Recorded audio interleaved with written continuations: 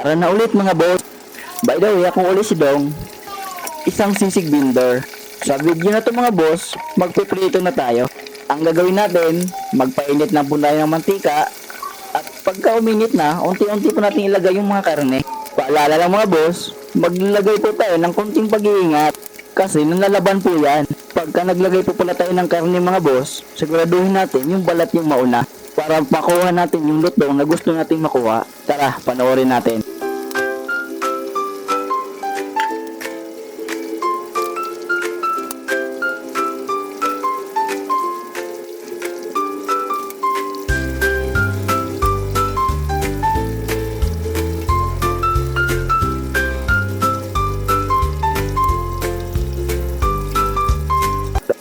Naluto na nga mga boss yung unang salang natin.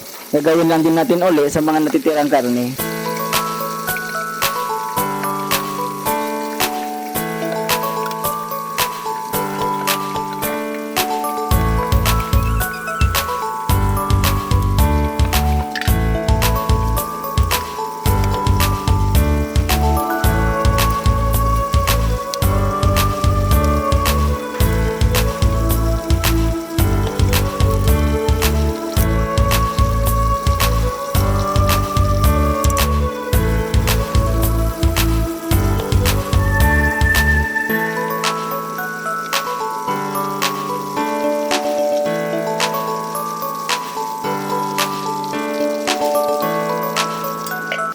Tapos na po tayo magprito mga boss.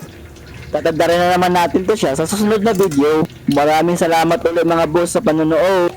Check nga muna natin mga boss kung malutong siya. Ay.